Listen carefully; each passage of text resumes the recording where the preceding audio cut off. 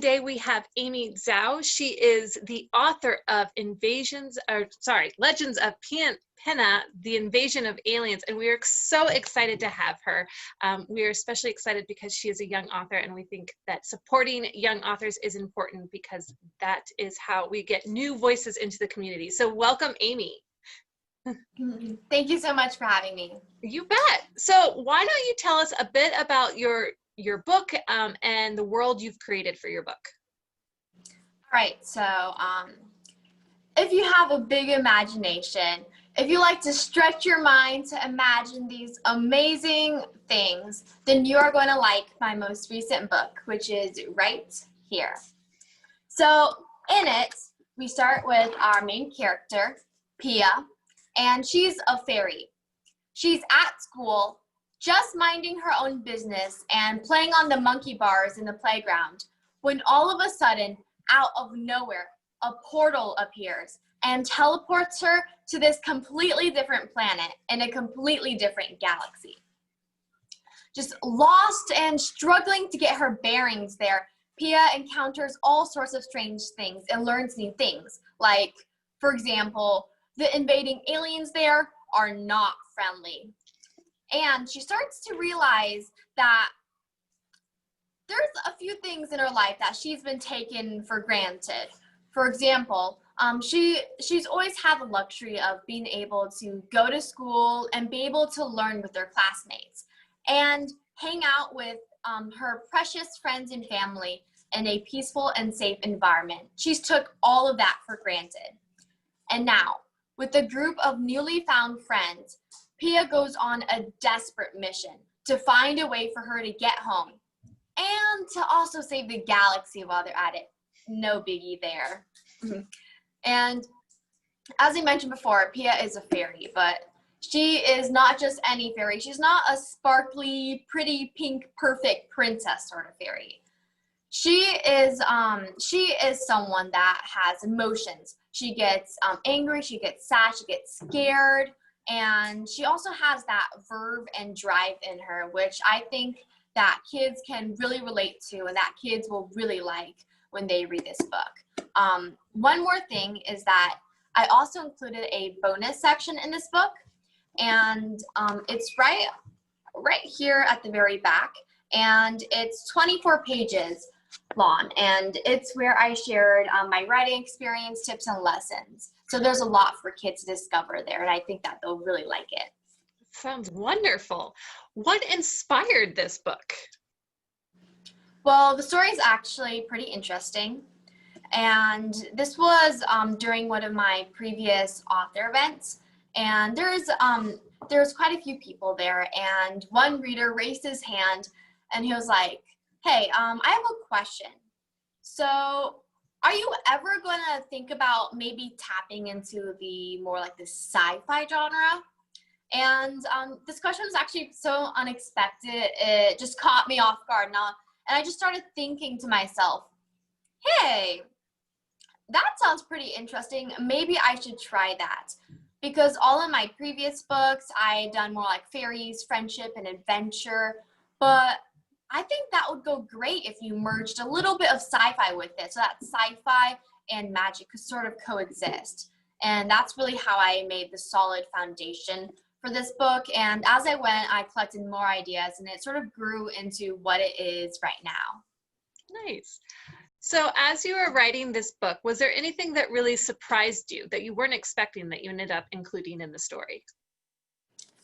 Oh, well, definitely a lot of things surprised me when I was writing this, and I'd like to mention one of them, and it's this scene in the book where our protagonist, Pia, she thinks that she's pretty handy with a sword, right? I mean, she's been through a few battles, done some training. She's pretty much an expert at swordsmanship by now. So she decides to test herself. She challenges one of her friends, Vin, to a sparring match. But unfortunately, spoilers, the match does not end up at all what she was expecting it to be like. Bitter, utter, humiliating defeat in front of all of her newly found friends. But Instead of being upset by this loss, Pia actually learns a few new things. Vin gives her a few tips on to what she could do better to improve her skills and swordsmanship, and they get along pretty well and become very good friends. So there's a lot that Pia gained from this. And what I think is I didn't realize this until later, but many people after reading it, they're like, hey, I thought that this would be more like a fairies and adventure sort of story, but it turns out it's actually a little bit more than that. And I realized this because I was actually surprised of it a lot to myself. I was unconsciously drawing my inspiration from like my everyday life, and I was using that and putting that into the book, which is why it connected so well to kids. Because in this example, in this scene, I actually have a very similar experience in my life. Last year, I was on my school's basketball team, and we had a great community, so many talented players, and we just worked together. We trained very hard, and we won so many of our basketball games that we thought that we were like invincible. Well, that is until we lost a huge match. We lost this huge match against another school's team. And it was only then that we were like, okay, maybe there's something that we can improve. The other team, they were very nice. They gave us a few tips on how you could better coordinate and work together. And we tried very hard to sort of implement that. And I think that we learned a lot from it. That's also actually why this scene in my book where Pia challenges Vin, that's one of my favorite ones, because I really feel that it can connect to people and that people will just really like it. So it's also very surprising too. Wonderful. Was there any special research or knowledge you had to gain before being able to write this story? There's definitely a lot that I needed to know.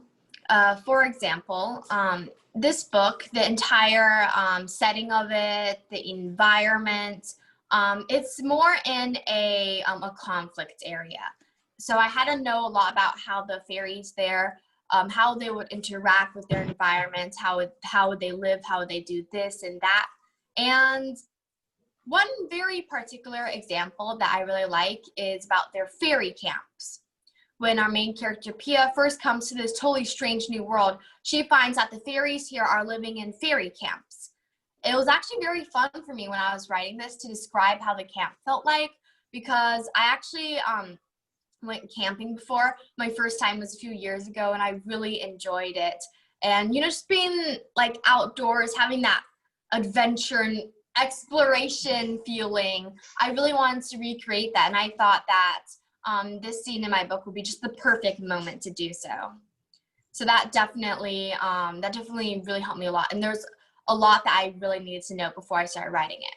And other kids who have been camping, they can totally relate to that. Yeah.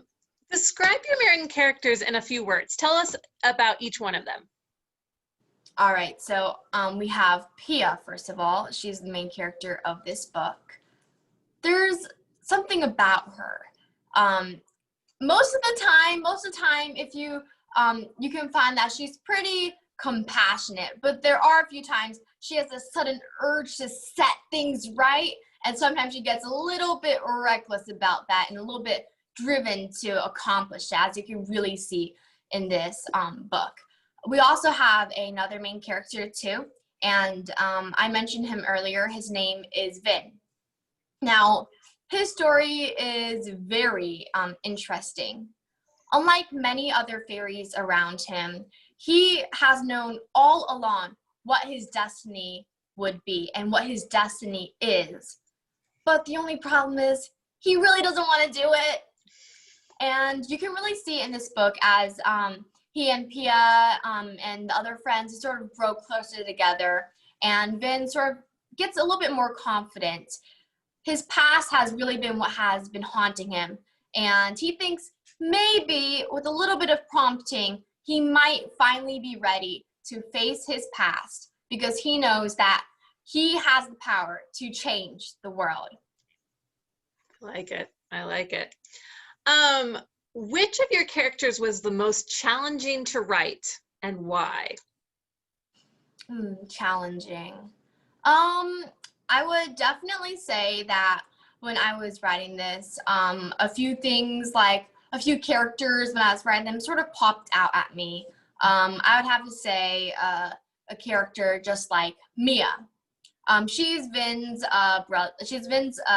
twin sister, and the interesting thing about her is, very much like Vin, she has a power that she has been keeping secret. It's something that she knows is important, and because of it, other fairies have been sort of taunting her. And for me, I had to go through a lot to sort of recreate that and put myself in each of the different characters' shoes to sort of see how they would react to different things. It's actually a very fun process. Wonderful. Why don't you take a moment? You've said you've got some other books out. Why don't you take a moment to tell us about your other books? Of course. These are my previous 3 books. All of my books, first of all, they're all like independent stories, so you can read them in any order. My first one I wrote in the years of 2nd and 3rd grade. That's when I finished it. As you can see, this is really when Pia is first starting out. She's sort of discovering who she is and who she wants to be in the world. In my second book, which I wrote in 4th grade, this one spotlights one of Pia's friends going through a very difficult time of her life to sort of understand what it's like to be different and how to be accepted in their community. And my 3rd book, I finished this one in 5th grade, and this one was actually inspired by my trip to Hawaii, Maui, because this is titled Saving Maui. So there's a lot about that, which I think if you've ever been to Maui before, or just Hawaii in general, you'll very much like that one. You can really see Pia's growth through the entire series, but you do not have to read them in order. Wonderful. What inspired you or drove you to start writing? Because you started when you were very young. What made you pick up that pencil or start typing the first time? Well, it's actually been quite a few years. I've been writing for quite a few years. Let's see, it all started back in 1st grade, and that was 5 years ago. I'm 12 at the moment, and that time I was 7. In 1st grade, I really liked to read and write. I'd read every single book that I could find, and I have this huge stack of diaries from all the times that I'd recorded like my daily life in 1st grade. I have a huge stack of those. And it was really during that time that I realized that a few things were missing. The first one was I could not find enough books with a female protagonist as the main character. And about that, I'll be very specific. I mean, like, as a main character, not a sidekick, and a strong female protagonist too, while we're at it.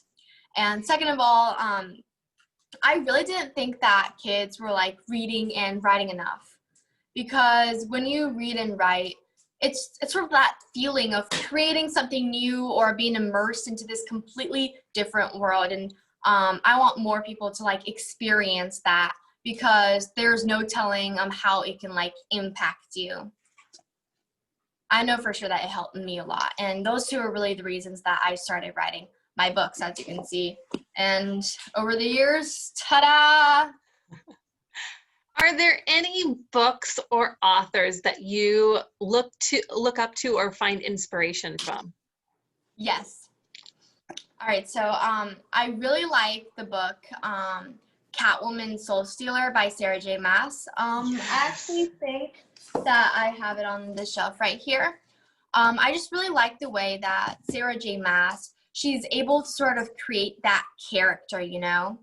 You read the first page of the book, and then all of a sudden it's like you've known the main character for your entire life. You can see how she's been shaped to be who she is right now, and why she would do this, and her motivations for that. And I really admire the way that Sarah J. Maas really does that character build.